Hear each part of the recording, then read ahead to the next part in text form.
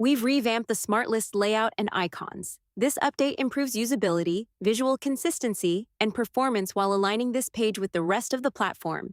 Let's check the changes out.